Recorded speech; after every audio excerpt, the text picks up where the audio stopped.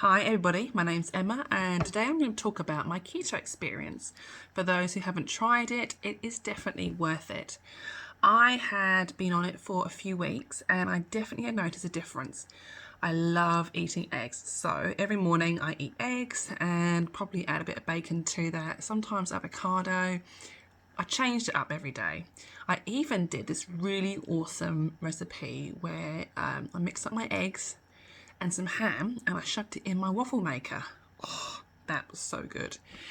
So anyway, the experience of it, I loved it. I really loved it. Am I on it now? I'm not. Why not? Well, excuse my hair is growing out. It's terrible. The cost of it, I think, mainly, and the fact that I was getting a little bit bored. And if you've always been a carby kind of person, like I have, I absolutely love my pasta, I love my bread. So if you're into that, there's always going to be that niggling, you want it, you want it, you want it, back of your mind. And that's what caught me. I was doing it, I did it religiously for 2 weeks. I actually noticed my mental concentration improved. I felt good on it. My stomach didn't actually have any disagreements with me. I did get the keto breath, but that didn't really bother me.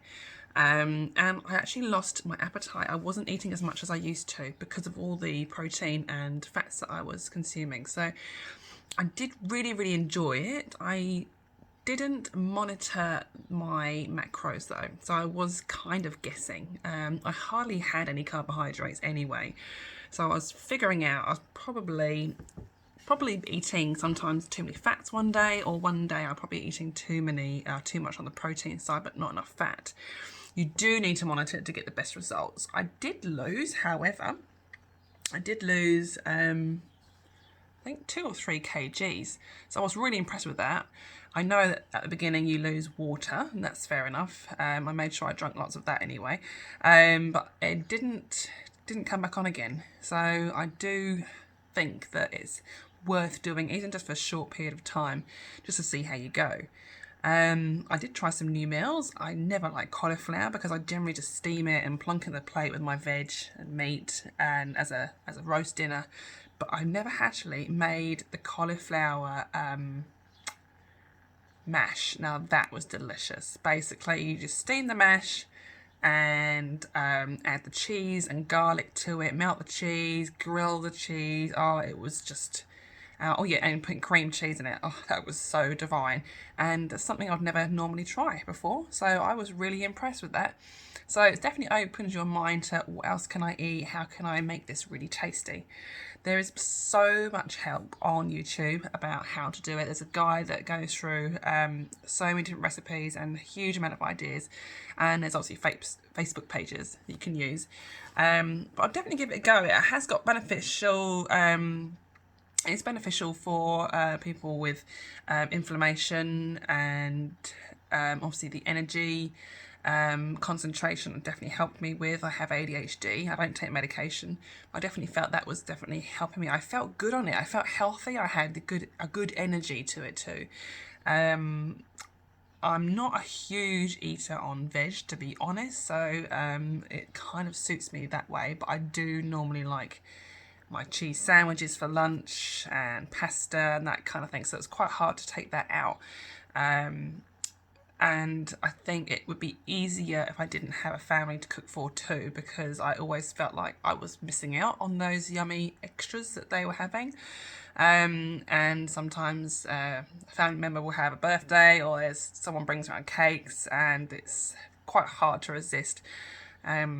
So yeah, you've really got to plan how you want to do this, how long you want to do it for. Plan your meals is a really good tip too, because if you actually plan your meals for the week, then you know you're not going to slip up because you've got that planned out, and have it written down on your fridge or something where you can actually see it visually. And obviously do weigh yourself, but measure yourself too, because sometimes that's the biggest difference, is actually measuring yourself rather than weighing on yourself, because obviously muscle weighs more than fat. And if you're working out at the same time, which I don't highly recommend you do lots of exercise during keto, but oh, come on. We were born, made originally to eat lots of meat and high fats anyway, and we're running around chasing animals. So I think that's a load of rubbish. Obviously, if you are getting too tired because your body is adjusting to it, then yeah, back off your exercise. But I didn't find that was any problem, to be honest, and I actually felt like I recovered a lot quicker after my exercises. I felt like I could up my weight a lot quicker than I do normally, so I was really, really chuffed. So I do need to go back onto keto. I need to get my head back into that mindset of I can do this. It's just I don't know, it's quite difficult for me. One thing I would do though is just cut out breads and maybe pasta, because I love potatoes, that's fine. That is a good source of nutrition as well. But I definitely think I'm less bloated from having bread and pastas, that kind of thing. So wheat intolerance, maybe. And I know a lot of people my age are starting to realise they have got slight intolerances to wheat. So this is one thing that would definitely help. And I love using the almond flour or almond meal. That has been really, really good. The only problem is it's extortionate. I think a small bag of the almond meal is $9, I think. And when you see what most of these recipes, they ask you to add a cup or two, and then by then you've only got a little bit left. And yeah, I did find when I went for my last shop, even the checkout lady was like, "Oh, you spent a lot of money," and I was like, "Yeah, I have actually. I got bacon, I've got chicken." I've got a few veggies, but I've got a lot of other things that are sugar-free as well, and that adds up the price range to nuts and seeds and the almond flour. Yeah, it all bumps up in price, but I was like, well, in there I felt good. So yeah, if you're looking for something different to do, it's worth a try. I know there's so many different diets out there, but this is more of a lifestyle. If you can actually carry it on and for over a year, you're going to notice a difference. There's so many people that notice a huge difference on keto. One day, maybe when the kids are older, I will do it religiously, but at the moment, I think it's a little bit more difficult for me.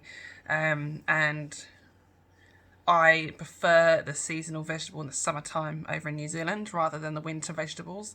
They're very, very carby, so it doesn't really give me a huge amount of options. However, the avocados are in at the moment, and wow, I've been eating so many avocados. It's unbelievable. They're so delicious.